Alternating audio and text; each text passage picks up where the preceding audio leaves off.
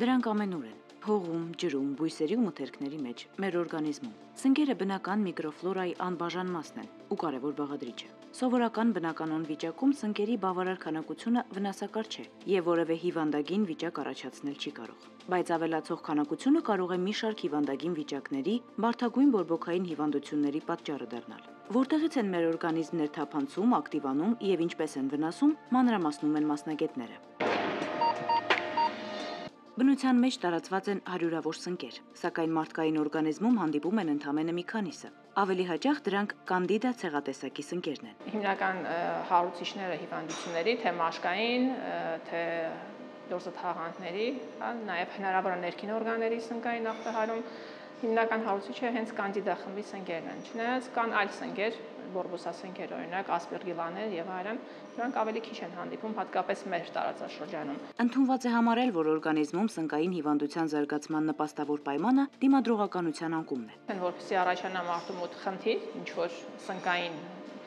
ծագման, պետք է լինի օրգանիզմում ինչ-որ խնդիր, որը կթուլացնի օրգանիզմի ռեակտիվականությունը, այսինքն դիմադրողականությունը։ Տարբեր հիվանդությունների պատճառով ընկած իմունիտետը կամ դրա բացակայությունը օգնում են մեր օրգանիզմում մշտապես առկա եւ պայմանական պաթոգենի կարգավիճակում գտնվող սնկերին գլուխ բարձրացնել, ավելին, ախտահարել նոր հյուսվածքներ։ Օրգանիզմի դիմադրողականության անկման կամ դրա անբավարարության հաճախ հանդիպող պատճառներից է մարդու իմունային անբավարարության վիրուսը։ Ձիահ ունեցող մարդիկ հիվանդության այս կամ այն ժամանակահատվածում անպայման ունենում են սնկային բռնկումներ, ընդ որում երբեմն բազում օրգանհամակարգերի վրա։ Ուռուցքային հիվանդությունները, ինչպես նաև դրանց բուժման քիմիաթերապիայի ու ճառագայթային հիվանդության մեթոդներն ընկճում են դիմադրողականությունը։ Հետևաբար սնկային ախտահարումներն անխուսափելի են։ Սակայն ախտահարումների առումով ռիսկային խմբում են այն հիվանդները, որոնց բուժումն ընթանում է իմունիտետը ճնշող դեղամիջոցներով։ Ինչքան խորն է անբավարարությունը իմունային համակարգի, այնքան հավանականությունը ավելի լուրջ ախտահարումների օրգանիզմում սնկերով առաջացած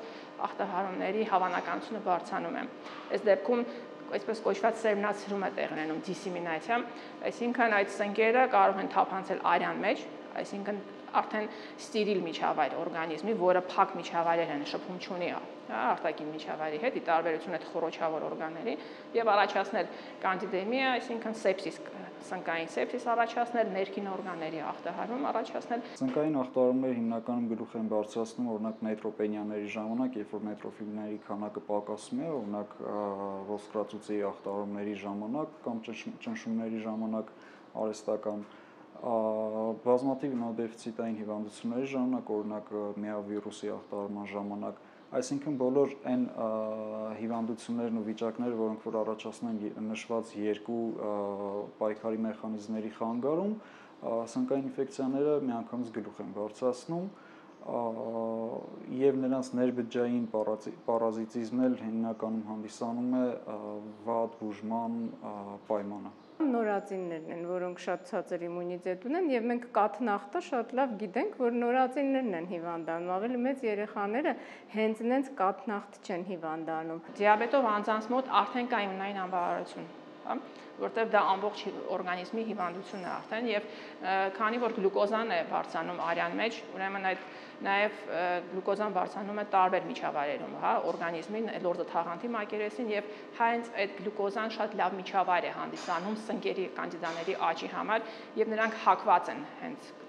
տարբեր տեսակի կանդիդոզների, հենց դիաբետով անձիկ։ Հիմնականում ախտահարման դեպքերում միշտ նկատվում են որևէ պաշտպանական մեխանիզմի թերացման դեպք, այսինքն այստեղից կարելի է հետևություն անել, որ լիարժեք առողջ օրգանիզմը չպիտի ախտահարվի, սակայն լինում են նաև որոշակի խնդիրներ, որոնք որ հնարավոր չէ բացահայտել, այսինքն մեխանիզմները առաջին հայացքից կարող են տվյալ կատարյալ աշխատող, սակայն որոշակի գենային խնդիրների պատճառով օրգանիզմը հակված լինի սնկային ախտահարման։ Դա ոչ թե այն վիճակն է, երբ որ մարդը, ինչպես ժողովուրդն ասում, շուշուտ է հիվանդանում։ Դա այն վիճակն է, երբ որ կոպիտ ասած կա, օրինակ, ձիա, սպիդ։ Այդ դա իմուն դեֆիցիտ վիճակ է կամ հորմոնալ պրեպարատներ է ստանում մարդը, որոնք ճնշում են իմունիտետը, ոչ թե ամեն մի հորմոն, այլ հատուկ իմունիտետը ճնշող հորմոնալ կամ այլ պրեպարատներ է ստանում, դեղորայք է ստանում, որը բերում է արդեն բժիշկների կողմից արհեստականորեն առաջացված իմուն դեֆիցիտի, որը որոշակի հիվանդություններ բուժելու ընթացքում նման քայլերի ճարահատյալ գնում ենք։ Այսպիսի ընկճված իմունիտետով վիճակը կարող է թույլ տալ միայն օրգանիզմում բերանի եւ մարսողական համակարգի սնկային ախտահարումների առաջացման։ Սնկային հիվանդություններ կարող են առաջանալ տարբեր օրգան համակարգերի վրա։ Սնկային ախտահարումները վարակիչ են, փոխանցվում են մեծամասամբ շփման միջոցով։ Ամենապարզ շփումը հպումն իսկ կարող է հիվանդության առաջացման պատճառ լինել։ Վիճակագրական տվյալների համաձայն առավել հաճախ հանդիպում են մաշկային սնկային ախտահարումները, չէ՞ որ մաշկն առաջին կոնտակտ ունեցող օրգանն է։ Մաշկ ախտահարող սնկային հիվանդությունները կարելի է բաժանել 4 մեծ խմբի։ Դրանք սնկային հիվանդություններ են, որոնք ախտահարում են մաշկի ամենամակերեսային շերտը, կերատոմիկոզներ, բուն մաշկն են ախտահարում մազերի եղունգների հետ միասին։ Սնկային հիվանդություններ, որոնց մենք շատ լավ ծանոթ ենք եւ իրանց անունը կանզիդոզներ, եւ իհարկե 4-րդ խումբը խորը միկոզներ, որը մեր պրակտիկայում շատ հազվադեպ է հանդիպում եւ մաշկաբանները գրեթե չեն զբաղվում այդ սնկային հիվանդությունների ուսումնասիրությամբ։ Ընդունված կարծիքի համաձայն սնկային ախտահարումների պատճառը հակաբիոտիկներն են։ Համապատասխան փառ է ի հայտ գալիս, այսպես կոչված կաթնաշորանման փառ է, փշրվող, հեշտությամբ հեռացվող, դա կոչվում է պսևդոմեմբրանոզ ձևը, հա, հիմնականում մենք օրինակ երբ որ հիվանդը ստանում է հակաբիոտիկոթերապիա, առաջին արտահայտումներից դա լինում է կամ բերանի լորձաթաղանթի փոփոխությունը կամ աղեստամոքսային համակարգի այլ հատվածի, այսինքն բարակ եւ հաստաղու լուծի ձևով է, հա, կամ էլ դրսևորվում։ Լեզվին ինչ ենք տեսնում, կարող է լինել պսևդոմեմբրանոզ ձևը, երբ որ մենք այդպես կոչված կեղծ փառ ենք տեսնում, որը առաջացրել են սնկերը, կաթնաշորի նման հեշտությամբ անջատվող փառ է։ Կարող է լինել էրիթեմատոզ ձևը, երբ որ լեզուն դառնում է ալկարմիր եւ այրված տպավորություն է թողնում։ Կան մասնագետներ, ովքեր հակաբիոտիկ դեղամիջոցները զուգակցում են հակասնկային դեղամիջոցներով, սակայն բժիշկներն աստիճանաբար կոտրում են այս կարծրատիպը մի քանի հիմնական փաստարկներ բերելով։ Հակաբիոտիկների հետ նշանակվող հակասնկայինները կայունություն են առաջացնում գլուխ բարձրացնող սնկերի մոտ եւ հետագա սնկային ախտահարումների բուժումը համարյա թե անհնար է դառնում։ Շատ տարածված է թե բնակչության մեջ, թե տարբեր ոլորտի մասնագետների մոտ տարածված է, որ պարտադիր հակաբիոտիկներով բուժումը պետք է ուղեկցվի պրոֆիլակտիկ հակասնկային բուժմամբ, բայց ասեմ, որ դա սխալ է։ Եթե մարդը ունի իմունային անբավարարություն, նորմալ իմունային համակարգ ունի, իմաստ չունի նշանակել կանխարգելիչ նպատակով հակասնկային պրեպարատ հակաբիոտիկներով բուժման ընթացքում, քանի որ նախ ասեմ, որ այդ հակասնկային պրեպարատները, որոնք կիրառվում են, սկսած նիստատինից, հա, ավելի ուժեղը դա ֆլուկոնազոլն է, ամենաուժեղը ամֆոտերիցին բեն է, ամենքը իրենցից ներկայացնում են իրենց հերթին հակաբիոտիկներ, բայց հակասնկային եւ ամենքն էլ ունեն իրենց կողմնային ազդեցությունը, հա, կարող են դրսևորել, կարող են լինել այսպիսի ախտանոց, ինչպես երիկամների, հատկապես շատ տոքսիկ է ամֆոտերիցին բեն։ Նույնիսկ ֆլուկոնազոլը, հա, ունի նեֆրոտոքսիկ ազդեցություն, այսինքն վատ ազդեցություն ունի երիկամների վրա եւ փորձը ցույց է տվել, որ կանխարգելման առումով, հա, նրանք այդքան արդյունավետ չեն։ Ավելի արդյունավետ են, եթե կա արդեն խնդրեմ եւ այդ պատճառով խորհուրդ չի տրվում, եթե մարդը ունի նորմալ իմունային համակարգ, նրան նշանակել կանխարգելիչ նպատակով հակասնկային, առավել եւս որ կան հետազոտություններ, որոնք ցույց են տալիս, որ այդ կանխարգելիչ նպատակով նշանակման դեպքում զարգանում են կայուն ձևեր սնկերի եւ հետագայում եթե մենք կարիք ունենանք բուժման նպատակով նշանակել այդ հակասնկային դեղամիջոցը, կարող է արդեն ազդեցություն չտեսնենք։ Հակամիկրոբային դեղերը, անտիբիոտիկները կարող են ընկճելով բակտերիալ կազմը, որոնք այսինքն տարածությունը, որտեղ բնակեցված է եւ բակտերիաներով եւ սնկերով, մաքրելով հիմնականում մաքրելով բակտերիաներից, տակը կարող են մնալ սնկերը եւ թվում է թե դրանք պետք է այսպես գլուխ բարձրացնեն, բայց եթե կրկնում եմ, չկա իմունոդեֆիցիտ վիճակ, չկա քրոնիկական հիվանդություն, չկա շաքարային դիաբետ, որտեղ շաքարային դիաբետի ժամանակ լորձը ընդհանրապես ամենուր որտեղ որ արտադրվում է լորձ մարդու օրգանիզմում լինում է քաղցր, շաքարով հարուստ, իսկ շաքարը շատ լավ սննդամիջավայր է հենց կանդիդայի համար, դրա համար կարող է շատ արագ կանդիդոզ զարգանալ անտիբիոտիկի վրա, եթե կա շաքարային դիաբետ եւ շաքարը կոմպենսացված չէ, այսինքն բուժումը արդյունավետ չէ, հա, շաքարի։ Այս դեպքում կարող է լինել սնկային ախտարում, բայց երիտասարդ, առանց ուղեկցող հիվանդությունների, առանց քրոնիկական հյուծված վիճակի անձանց մոտ չի կարող սնկային ախտահարում զարգանալ անտիբիոտիկների վրա։ Մենք ունենք նաև արհեստական ստեղծված սիտուացիա, երբ նշանակված է լինում հակաբիոտիկների երկարատև կուրսեր, բազմաթիվ կուրսեր եւ այս ժամանակ արդեն սեփական բակտերիալ պաշտպանող միկրոֆլորայի ուժը թուլանում է հակաբիոտիկների ազդեցության հետևանքով եւ սնկային միկրոֆլորան այդ արդեն սնկերը գլուխ են բարձրացնում, զարգանում է սնկային ինֆեկցիա։ Փոխարենը մասնագետներն առաջարկում են առավել մեծ ուշադրություն դարձնել հակաբիոտիկներին զուգահեռ ընդունված սննդին։ Սրանք սնկերի զարգացումն առավել մեծ հաջողությամբ կարող են կանխել, քան անտեղի եւ սխալ դեղաչափով ընդունված հակասնկայինները։ Սովորաբար, երբ որ հակաբիոտիկ ենք նշանակում, միշտ խորհուրդ ենք տալիս որոշակի սահմանափակումներ մտցնել դիետայի մեջ։ Ուրեմն սահմանափակում ենք շաքար պարունակող սննդամթերքը, հա, եւ թխվածքներն ենք սահմանափակում, քանի որ սնկերը շատ նախընտրում են քաղցր միջավայր, այդ շաքարն է նախընտրում, հա, այդ պարզ շաքարները, եւ նշանակում ենք պարտադիր կաթնային ավելի շուտ դիետա, խորհուրդ ենք տալիս պարտադիր մածուն օգտագործել, որը պարունակում է կաթնաթթվային բակտերիաներ, որոնց կողմից արտադրված այդ կաթնաթթուն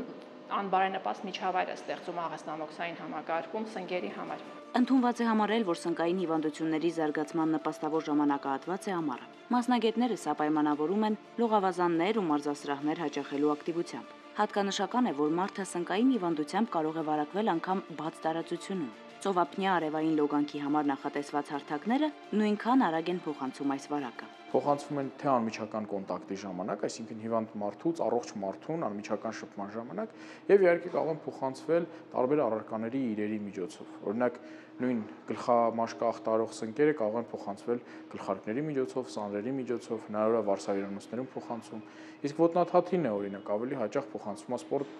դահլիճներում, լողավազաններում, բոլոր այն տեղերում, որտեղ հնարավոր է ոտքի շփում ինչ-որ մի մակերևույթի հետ։ Միևնույն ժամանակ մասնագետների հատուկ դիտարկմամբ սնկային ախտահարումները մարդն ունենում է ամբողջ տարվա ընթացքում։ Պարզապես ամռանը դրանք առավել հաճախ են բացահայտվում, համեմատաբար քիչ հագուստի ու բաց կոշիկների շնորհիվ։ Ամռանը մենք տեսնում ենք սնկային հիվանդությունների ախտահարումը, որտեղ ամբողջ տարվա ընթացքում մեր մաշկը փակ է, ոչ մեկ չի տեսնում մեր մաշկը եւ մենք այդ թվում, եւ մեկ էլ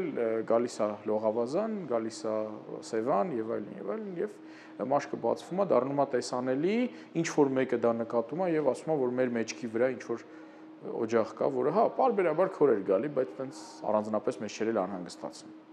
Դրա համար միգուցե ամռանը մենք ավելի շատ տեսնում ենք սնկային հիվանդությունները, քան իրենք ակտիվանում են։ Սնկային ախտահարումները կարող են տեղակայվել մարդու մարմնի ցանկացած հատվածում։ Առավել հաճախ հանդիպում են մազերի ու եղունգների հատվածում։ Ունենք սնկային հիվանդություններ, որոնք ընդհանրապես ոչ մի լրջություն չեն ներկայացնում։ Օրինակ գունափոփող ворքին է շատ տարածված մի երևույթ, մաշկի վրա տարբեր տեսակի, այսպես կոչված լաքաներով դրսևորվող, հա, բծերով դրսևորվող, որևիցե խնդիր չկա, շատ մակերեսային։ Եվ դրան հակառակ ունենք մազերը ախտահարող սնկային հիվանդություններ, որոնց դեմ պայքարելը շատ դժվար է։ Ունենք եղունգների ախտահարումներ, որոնց դեմ պայքարելը բավականին հեշտ է, բայց երկարատև է եւ արդյունքում թանկարժեք։ Ունենք կանդիդասունկը, որը շատ հաճախ չեն կարողանում գտնել, թե լավ ինչն է պատճառը, որ տվյալ հիվանդի մոտ այսպես համառ ընթացք ունի։ Դրա համար միգուցե պարզից բարդ այդքան էլ ճիշտ չի ասել, բայց ունենք իրավիճակներ, երբ որ սունկը շատ պարզ, կարելի է ասել անգամ պրիմիտիվ հիվանդությունն է սնկային ախտահարումը, բայց լինում են դեպքեր, երբ որ հայտնաբերում է սունկ եւ բազմաթիվ այլ հարցեր են առաջանում, որոնց չես կարողանում պատասխանել։ Սնկային հիվանդության մաշկային դրսևորումներն արտահայտվում են մաշկի վրա տարբերվող գույնով բծերի տեսքով։ Դրանք կարող են եւ աննկատ մնալ, սակայն լինում են դեպքեր, երբ բորբոքվում են։ Համապատասխան հակահիգիենիկ պայմաններում առավել խորը հյուսվածքներ են ընդգրկում։ Մաշկի սնկային ախտահարումների ամենատարածված տեղակայումը ոտնաթաթն է։ Ոտնաթաթի համար հիմնականում թիրախային հատվածներ են հանդիսանում ներբանները, կրունկները, միջմատային հատվածները եւ եղունգները։ Հաճախ կիրառվող արհեստական նյութերից կոշիկներն ու գուլպաները, որոնք չեն ապահովում մաշկի օդափոխությունը, ինչպես նաև տևական ժամանակ պահպանում են խոնավությունը, նպաստում են ախտահարմանը։ Սունկը իրենով սովորաբար քայքայում է կերատինը, որը որ կազմված է եղունգները։ Տարբերությունը կայանում է հիմնականում կլինիկական պատկերի հիման վրա, որովհետև առհասարակ սնկային տեսակները, որոնք ախտահարում են ոտնաթաթը, կարող են ախտահարել նաև եղունգները։ Ոտնաթաթի սնկային ախտահարմանը նպաստում է նաև հիգիենայի ոչ պատշաճ պահպանումը, տևական ժամանակ չլվացված ոտքերը, գուլպաները, չօդափոխված ու չախտահանված կոշիկները, ավելին, այլ մարդու կոշիկների ու հողաթափերի թեկուզ կարճ ժամանակահատվածով հագնելը կարող է տարածել եւ բարդացնել հիվանդությունը։ Ոտնաթաթի սնկերի ժամանակ ունենում ենք միջմատային հատվածներում ճաքեր, չորություն, կարմրածություն, հիվանդները կարող են գանգատվել քորից, այրոցի զգացումից, շատ ժամանակ նույնիսկ գանգատներ չեն ունենում, ինչը որ ավելի է բարդացնում իրավիճակը։ Սնկային հիվանդության դրսևորում, ինչպես նաև ոտնաթաթի սնկի տրամաբանական շարունակությունը, ոտնաթաթի եղունգների վարակն է։ Կլինիկորեն արտահայտվում է սկզբնական շրջանում բծերի տեսքով, գունային փոփոխության դեպքում եղունգները կարող են լինել դեղնավուն, սպիտակավուն, առհասարակ եթե ընդգրկված է նաև մատրիքսը, ամբողջ եղունգը տոտալ ախտահարվում է, կարող ենք ունենալ նաև եղունգի քայքայում։ Կախված տեսակից արդեն թե որ տեսակի սնկային ախտահարում ունենք, կլինիկական պատկերը նույնպես տարբերվում է։ Այս պարագայում կոշտանում կամ հակառակը փխրուն ու կոտրատվող են դառնում եղունգները։ Դրա բարդություններից մեկն էլ եղունգի դեպի փափուկ հյուսված կամ կառավարելի թվացող աճն է։ Եղունգների ախտահարումը տարբեր տեսակի է լինում, սկսած հիպոտրոֆիկ ձևերից, երբ որ եղունգը քայքայվում, ջարդվում, կոտրտվում, վերջացած հիպերտրոֆիկ, երբ որ առաջանում են ճանկերին շատ նման երևույթներ, այսինքն կոպիտ եղունգ, որը ոչ մի ձևով չի ստացվում մշակել։ Իհարկե այդ եղունգը կյանքի տևողության վրա ոչ մի ազդեցություն չունի, բայց լուրջ խնդիրներ է առաջացնում թե քայլելու հետ, թե արտաքին տեսքի որպես կոսմետիկ խնդիր։ Տարատեսակ հիվանդությունները իրենց դրսևորումներն են ունենում նաև տեղային ախտահարումների տեսքով։ Օրինակ ականջի բորբոքային հիվանդությունները, վնասվածքները նպաստում են այս հատվածում սնկային ախտահարման առաջացմանը։ Ականջի մաշկը 0.5 մմ հաստություն ունի եւ ցանկացած փոքրիկ միկրոտրավմա կարող է նպաստել, որպեսզի այնտեղ առաջանա միջբջջային հեղուկ, որը որ ավելի է խոնավացնում միջավայրը եւ տաքացնում եւ վնասվածքի շրջանում պայմանական ախտացի միկրոֆլորան դառնում է ախտաբանական։ Լսողությունը վատան մեխանիկորեն փակում են ամբողջ լսողական անցուղին զբաղացնելով, ել չեմ ասում որ բորբոքումներ, կարող են առաջացնում են բորբոքումներ։ Դա հայտնվում է հիմնականում ցավ, քոր, այտուցի, սեղմոցի զգացում, արտադրությունը կախված թե որ սնկային տեսակն է, այդ գույնը կարող է լինել դեղին, շագանակագույն, կանաչ, սև, սպիտակ լորանման արտադրություն էլ կարող է լինել, ամեն մի արտադրության տեսակ իր միկրոբն է ցույց տալիս։ Քիթ-կոկորդային հատվածի սնկային ախտահարումները եւս բավական հաճախ են հանդիպում։ Ընդ որում դրանք կարող են մարդուն պատուհացել բոլոր տարիքներում։ Կախված ընդհանուր օրգանիզմի դիմադրողականությունից, ընդհանուր իմուն համակարգի ստատուսից, այլ հիվանդությունների հետ կապված, իմունոդեֆիցիտների հետ կապված կարող է համապատասխան ֆարինգոմիկոզի պատկեր լինել եւ նաեւ բնական է արտաքին միջավայրից օրգանիզմ կարող է թափանցել, չէ որ բոլոր եւ օդը եւ սնունդը եւ հեղուկները մեր օրգանիզմն է թափանցում բերանի միջոցով եւ երբ որ այդ բոլոր կարող մասնագիտական լինել, կարող է լինել ասենք մարդիկ, որոնք աշխատում են այնտեղ, որտեղ խոնավություն կա։ Քթի հարակից հայմորյան խոռոչներում եւս բավական հաճախ են հանդիպում սնկային հիվանդություններ։ Դրանք կարող են ուղեկցվել, ինչպես նաեւ շարունակել այլ հիվանդությունների ընթացքը։ Քիչ չեն դեպքերը, երբ բժիշկները հայտնաբերում են ստոմատոլոգիական միջամտություններից հետո բարդացած իրավիճակներ։ Քթի եւ հարքթային խոռոչների սնկային ախտահարումը ավելի հաճախ հարքթային խոռոչների ախտաբանական ախտահարում, քան քթին։ Քթինը ավելի երբ կա խորը իմունոդեֆիցիտար հիվանդություններ, հիմնականում վերծնոտային խոռոչն է ախտահարվում հարքթային խոռոչներից, պատճառը լինում է վերին 4-ից 6-րդ ատամների արմատները, որոնք որ մտնում են հայմորյան խոռոչ, եթե բուժման ընթացքում կամ թեկուզ անգամ մի փոքր սպոր է գնում կամ պլոմբային նյութ է գնում, որևէ մի բուժական միջոցառումից հետո ինչ որ մի բան, որ անցավ վերցնոտային խոռոչ, շատ արագ կարա վերածվի այսպես կոչված ասպերգիլոմա կամ միցետոմայի, որը որ հենց սնկային ախտահարումն է։ Բերանի խոռոչում եւս սնկային ախտահարումներ նկատվում են։ Դրանք եւս ունեն առաջացման չափազանց տարբերվող պատճառներ։ Լորձաթաղանթները այն հիմնական հատվածն են, որտեղ չափազանց մեծ է սնկային հիվանդության տեղակայումը։ Սա յուրահատուկ միջավայր է, որտեղ առկա միկրոֆլորայում մշտապես առկա են սնկերը։ Օրինակ ըմբանի սնկային ախտահարման հիմնական պատճառը լինում է ծայրերի մոտ, քանի որ իրենց մոտ էլ իմունիտետը ընկճված է, որոնք կրում են պրոթեզներ,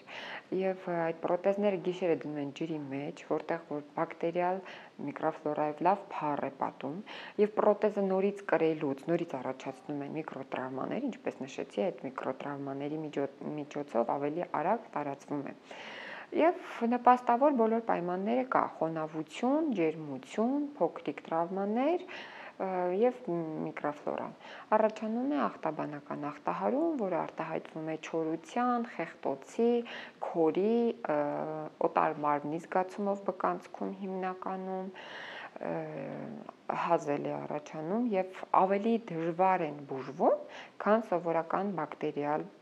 ախտահարումները։ Կնոջ անատոմիական կառուցվածքը եւս մեկ հնարավորություն է սնկերի ներթափանցման համար։ Հատկանշական է, որ դրանք երբեմն սեռավարակների բնույթ ունեն։ Փոխանցման ճանապարհը սեռական հարաբերությունն է։ Այն վտանգում է կնոջ կյանքի որակը, դառնում բորբոքային հիվանդությունների առաջացման, երբեմն անգամ անպտղության պատճառ։ Հղիությունը կնոջ կյանքում չափազանց պատասխանատու ժամանակահատված է։ Այս ընթացքում կնոջ օրգանիզմում տեղի ունեցող տարատեսակ փոփոխությունները, հորմոնալ ֆոնի տատանումները, նյութափոխանակային տատանումները կարող են հանգեցնել նաև սնկային ախտահարումների։ Կնոջ օրգանիզմում սկսում է զարգանալ հեշտոցային տեղակայման սնկային հիվանդությունը։ Սա լրջագույն հարված է կնոջ կյանքի որակին, իսկ անհետևողականության դեպքում կարող է վտանգել նաև պտղի նորմալ զարգացմանը։ Թեև կան մասնագետներ, ովքեր բնական ու կառավարելի, անգամ քիչ վտանգավոր են համարում հղիության ընթացքում զարգացող սնկային ախտահարումները, կան նաև բժիշկներ, ովքեր հղիության ընթացքի սնկային հիվանդությունները լուրջ մարտահրավեր են դիտարկում։ Սնկային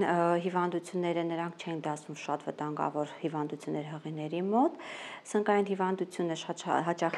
հաճախակի հանդիպում հղի կանանց մոտ ավելի շատ նա արտահայտվում է որպես սնկային կոլպիտների ձևով ու պայմանավորված է լինում հիմնականում հղիության ընթացքում տեղի ունեցած հորմոնալ փոփոխություններով, որի ընթացքում հեշտոցի լորձաթաղանթի ֆունկցիան փոփոխվում է եւ դրա ֆոնի վրա որոշ խումբ սնկեր իրան գլուխ են բարձրացնում ու կլինիկապես նա սկսում են արտահայտվել։ Երբ սնկային հիվանդությունը տևական ժամանակ մատնվում է անուշադրության կամ օրգանիզմի ընդհանուր վիճակը, դիմադրողականության անբավարար վիճակ, ստացվող դեղամիջոցներ, վտանգաշատ հիվանդությունների գերծանր բուժման ռազմավարություն նպաստում են սնկային ախտահարման խորացման։ Սնկերը հնարավորություն են ունենում ներթափանցել արյան ընդհանուր հոսք։ Հենց այսպես է, որ սկսում են ախտահարվել տարբեր օրգանհամակարգերը։ Սա լրջագույն վիճակ է օրգանիզմի համար, որն անհապաղ պետք է մասնագիտական վերլուծության ու հետևողական բուժման ենթարկվի։ Սնկային հիվանդությունները ախտորոշվում են լաբորատոր փորձաքննություններով։ Սնկի ախտորոշումը երևի թե մաշկային հիվանդությունների ախտորոշման մեջ ամենահեշտն ու ամենապարզն է, բայց ցավոք սրտի այդ պարզ մեթոդներից չգիտես ինչի բժիշկները հեռվանում են։ Ամենահասարակ քերուկը մաշկի մակերևույթից, իհարկե քերուկ այն տեղամասից, որը ախտահարված է մեկ, եւ երկրորդը այն տեղամասից, որտեղ որևիցե մշակում չի իրականացվել։ Օրինակ, հակասնկային ինչ-որ քսուկ են նախորոք օգտագործել կամ մենք շատ ենք սիրում յոդով մշակել, սպիրտով մշակել եւ այլն եւ այլն։ Որևիցե մշակում չկա եւ մենք քերուկ ենք վերցնում, հատուկ նյութերով մշակում ենք, որոնք էլի շատ པարզ նյութեր են, որևիցե այնտեղ հատ կոնցենտրացիաներ, ինչ որ դժվարություններ չկան եւ մանրադիտակի տակ զննում։ Փորձառու աչքը շատ հեշտությամբ կկարողանա տարբերակել կասունք եւ չկասունք։ Մեր ժամանակներում մենք ունենք շատ լուրջ մի խնդիր լաբորատոր ախտորոշման հետ։ Մաշկի վրայից ցանկացած այլ խնդրի ժամանակ քերուկ են վերցնում, հատուկ սննդային միջավայրերում աճեցնում են եւ գրեթե 90%-ի մոտ աճում է կանդիդա ցեղի սունկ։ Շատ պացիենտներ գալիս են անալիզի թղթերով, որ իրենք ցանց են արել եւ սնկային աճ է գրանցվել։ Դա դեռ ոչինչ չի նշանակում։ Սնկային աճ գրանցվել է, որովհետև նպաստել եք, կերակրել եք, հատուկ պայմաններ եք ստեղծել այդ ամենուր արկա սնկի համար, աճ է գրանցվել։ Եվ հիվանդի մոտ սխալմամբ ախտորոշվում է սունկ, փորձում են այդ սունկը բուժել, ոչինչ չի փոխվում, եւ մեր սնկային հիվանդությունները այդքան բարի է, այդքան հաճելի, վատ համբավ են ձեռք բերում, որ նրանք անբուժելի ծանր հիվանդություններ են։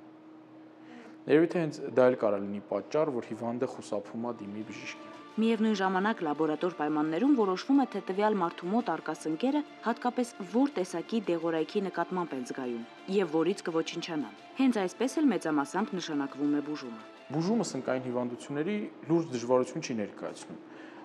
Ամենալուրջ խնդիրը սնկի հետ կապված դա սունկը ճիշտ ախտորոշելն է, որովհետեւ շատ հաճախ բժիշկները պարզապես նայելով, ունենալով հիանալի տեսողություն, ախտորոշում են, որ ստեղ սունկ չկա։ Եվ երբեմն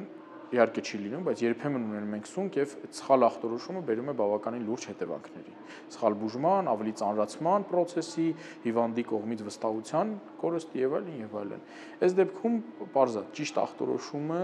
դա ոչ թե գործի կեսը կլինի, այլ երևի ավելի մեծ մասը։ Սնկային հիվանդության բուժումը մեծապես կապված է դրա տեղակայումից։ Բուժումները հիմնականում դեղորայքային են։ Մաշկային ախտահարումների պարագայում դրանք քսուկներ, սփրեյներ են, կաթիլներ։ Համակարգային հիվանդությունների, ինչպես նաև ներքին օրգան համակարգերի ախտահարումների ժամանակ նշանակվում են ներքին ընդունման հաբեր։ Ականջի եւ քթի բերանի խոռոչի սնկային ախտահարումները հիմնականում համապատասխան դեղորայք, հաճախակի հակաբակտերիալ, հակասնկային հեղուկներով լվացումներ, հաճախակի տուալետներ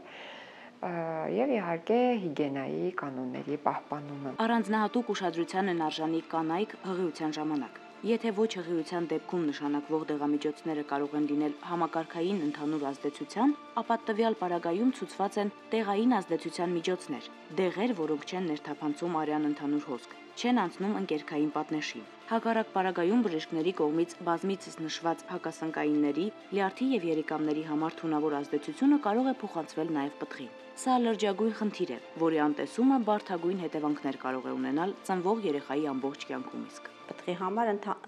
վտանգավոր չեն, ուղղակի եթե շատ արտահայտված սնկային կոլպիտ ամենաառաջի իր արտահայտման ձև այդ արտադրություն քոր ամենաառաջինը դա դիսկոմֆորտ առաջացնում զուտ հղիի մոտ։ Եթե այն չի բուժվում, բնականաբար կարող է բերել ասենք թե ծննդաբերություն, միշտ ծննդաբերությունը հնարավոր են պտղապարկի վաղաժամ պատրումը, ու եթե կինը չի բուժվում եւ ծննդաբերում է, հավանականությունը ծննդաբերական պատրվածքների շատ ավելի մեծանում է, պայմանավորված բորբոքումով հեշտոցում։ Իհարկե լինում են դեպքեր, երբ սնկային ախտահարումը հնարավոր չէ լինում բուժել համակարգային կամ տեղային նշանակությամբ տեղամիջոցների օգնությամբ։ Այս պարագայում բժիշկները ստիպված դիմում են վիրահատական միջամտությունների։ Խոռոչների սնկային ախտահարումը բուժվում է վիրահատական ճանապարհով, հիմնականում հիմա կատարվում է էնդոսկոպիկ միջամտության, որը որ համեմատաբար թեթև վիրահատություն է արդեն։ Հակասնկային դեղորայքները իրանք լիարժեք չեն կարող սպանել սունկը, քանի որ սնկի կառուցվածքը բջջի նման է մարդու որոշ բջիջների կառուցվածքին, եւ այդ հակասնկային դեղորայքները իրանք նաեւ բավականին թունավոր են եւ շատ ավելի լավ ախտահարում են, ընդգծված ախտահարում են լյարդը։ Իհարկե բուժումը կատարվում է 2 շաբաթից մինչև 21 օր, բայց անկախ ամեն ինչից, եթե վերծնոտային խոռոչում է խնդիրը, այնտեղ ոսկրմիջով չի անցնում այդ դեղորայքը եւ միայն վիրահատական պետք է հեռացվի, մաքրվի եւ համապատասխան դրինավորում ապահովի։ Ոտնաթաթի սնկային ախտահարումների բուժման դեպքում կիրառվում են տեղային ազդեցության քսուկներ, սփրեյներ, սակայն կարևոր նախապայման է բուժման ընթացքում եւ ավարտին հին կոշիկներից հրաժարվելը, քանի որ դրանցից սունկը հեռացնելը գործնականում անհնար է։ Կոմպլեքս բուժումը կատարվում է եւ դեղորայքային հակասնկային պրեպարատներով տանը նշանակումը մաշկաբանի կողմից եւ ապարատային մշակումներ են կատարում։ Իդեպ դա շատ կարեւոր պրոցեդուրա է, որովհետեւ ամբողջ ախտահարված հյուսվածքը եղունգների մակերեսը մաքրվում է, իսկ դա մաքրում է նաեւ մեծ քանակությամբ միցելները սնկերի եւ նպաստում է դեղորայքի ավելի խոր շերտերի ներթափանցման, ինչպես նաեւ արդեն իսկ աճած եղունգի առողջ առողջ եղունգի ոչ վարակմանը։ Բոլոր պրոցեդուրաները կատարում ենք եղունգի պահպանման տարբերակով։ Եղունգ ամբողջովին չենք հեռացնում, որովհետև այդ դեպքում շատ հնարավոր է վնասենք մատրիքսը, կատարվում է լազերոթերապիա։ Դա բարձր ջերմային էֆեկտի շնորհիվ սպանում է սնկային միցելները, ինչը որ բուժման 50%-ն է ապահովում եւ ավելի արագացնում ընթացքը։ Սնկային հիվանդությունների դեմ պայքարի ամենաարդյունավետ միջոցը հիվանդության զարգացման կանխարգելումն է, ինչը բնականաբար ոչ բոլոր ախտահարումների պարագայում է հնարավոր։ Ամենապարզ հիգիենայի կանոններին հետևելով մենք կարող ենք ինչ-որ չափով նվազեցնել վարակման վտանգը, վարակման ռիսկը նվազեցնել, բայց դա չի նշանակում, որ կան ինչ-որ կանոններ, որոնք այդ ռիսկը կդարձնեն 0։ 0 կլինի միայն այն դեպքում, երբ մեր մաշկը չշփվի որևիցե մակերևույթի հետ։ Շրջանցելով բարդ ու վտանգավոր հիվանդություններն ուղեկցող սնկային բռնկումների դեպքերը, կարևորենք թեթև թվացող, սակայն իրենց առաջացրած անհարմարություններով քոր, այտուցներ, կարմրություն առաջացնող դեպքերը։ Դրանք կարելի է կառավարել ու որոշակիորեն կանխել, եթե հետևողականորեն մաքուր է միջավայրը։ Առաջինը պետք է պահել առողջ ապրելակերպի բոլոր կանոնները, որը բարձրացնում է եւ իմունիտետը եւ մեր հետ համատեղ ապրող մեր սնկերը մեր հետ կարողանում են հաշտ ու համերաշխ լեզու գտնել։ Եվ իհարկե բացի վնասակար սովորություններից աշխատանքային յուրահատկությունները համապատասխան աշխատողները պետք է ունենան իրենց համապատասխան պաշտպանիչ մեթոդները։